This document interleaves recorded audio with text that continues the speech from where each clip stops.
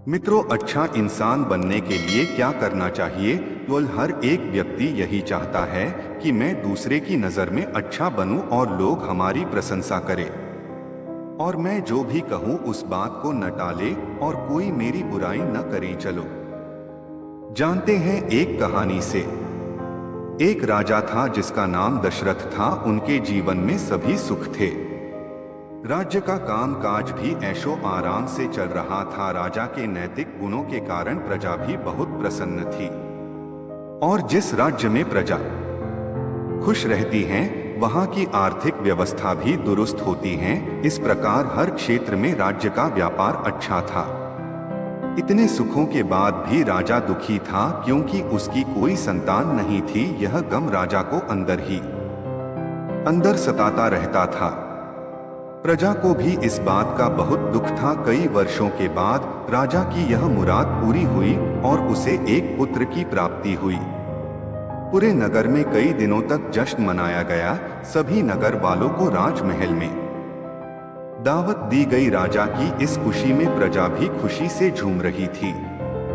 समय बीतता जा रहा था। राजकुमार का नाम चंदन रखा गया। पूजा पाठ एवं इंतजार के बाद राजा को संतान प्राप्त हुई थी, इसलिए उसे बड़े लाड प्यार से रखा जाता था। लेकिन अति किसी बात की अच्छी नहीं होती। अधिक लाड ने चंदन को बहुत बिगाड़ दिया था। बचपन में तो चंदन की सभी बातें दिल को लुभाती थी, पर बड़े होते होते यही बातें बदतमीजी लगने लगती हैं। चंदन बहुत ज्यादा जिद्दी हो गया था। उसके मन में अहंकार आ गया था। वो चाहता था कि प्रजा सदैव उसकी जय जयकार करे, उसकी प्रशंसा करे। उसकी बात ना सुनने पर वो कोहराम मचा देता था। बेचारे सैनिकों को तो वो पैर की जुती ही समझता था। आए दिन उसका प्रकोप प्रजा पर उतरने लगा था। वो खुद को भगवान के समान पूजता देखना चाहता था। आयु तो बहुत कम थी, लेकिन अहंकार कई गुना बढ़ चुका था। चंदन के इस व्यवहार से सभी बहुत दुखी थे। प्रजा आए दिन दरबार में चंदन की शिकायत लेकर आती थी, जिसके कारण राजा का सिर लज्जा से झुक जाता था। यह एक गंभीर विषय बन चुका था। एक दिन राजा ने सभी खास दरबारियों एवं मंत्रियों की सभा बुलवाई गई और राजा ने उनसे अपने दिल की बात कही कि वे राजकुमार के इस व्यवहार से अत्यंत दुखी हैं। राजकुमार इस राज्य का भविष्य हैं। अगर उनका व्यवहार यही रहा तो राज्य की खुशहाली चंद दिनों में ही जाती रहेगी। दरबारी राजा को डोट दिलासा देते हैं और कहते हैं कि आप हिम्मत रखें, वरना प्रजा निस्सहाय हो जाएगी। मंत्री ने सुझाव दिया कि राजकुमार को एक उचित मार्गदर्शन एवं सामान्य जीवन के अनुभव की जरूरत है। आप उन्हें गौतम बुद्ध के आश्रम भेज दीजिए। सुना है वहां से जानवर भी इंसान बनकर निकलता है। यह बात राजा को पसंद आई। अगले दिन राजा अपने पुत्र के साथ बुद्ध जी के आश्रम पहुंचे। राजा ने बुद्ध के साथ अकेले में बात की और चंदन के विषय में सारी बातें कही। बुद्ध जी ने राजा को आश्वस्त किया कि वे जब अपने पुत्र से मिलेंगे तब उन्हें गर्व महसूस होगा। बुद्ध जी के ऐसे शब्द सुनकर राजा को शांति महसूस हुई और वे अपने पुत्र को आश्रम में छोड़कर राज महल लौट गए। अगले दिन सुबह बुद्ध के खास शिष्य द्वारा चंदन को भिक्षा मांगकर खाने को कहा गया, जिसे सुनकर चंदन ने साफ इनकार कर दिया।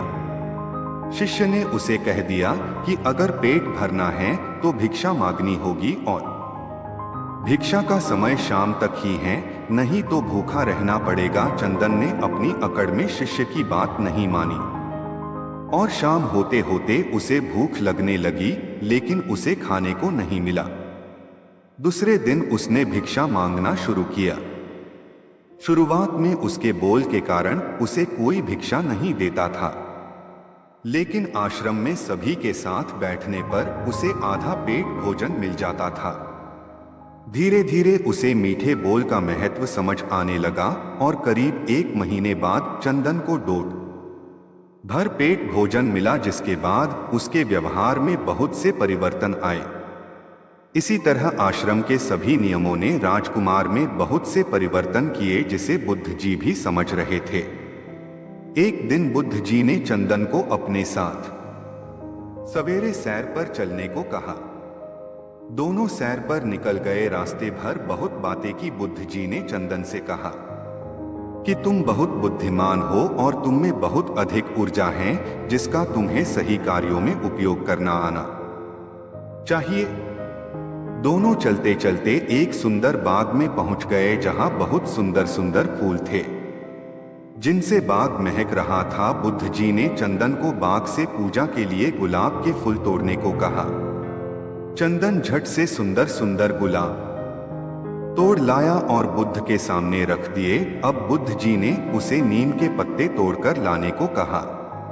चंदन वो भी ले आया। अब बुद्ध जी ने उसे एक गुलाब सूंघने को दिया और कहा, बताओ कैसा लगता है।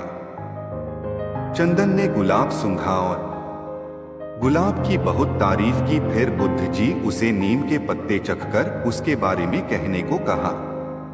जैसे ही चंदन ने नीम के पत्ते खाए उसका मुंह कड़वा हो गया और उसने उसकी बहुत निंदा की और इधर उधर पीने का पानी ढूंढने लगा।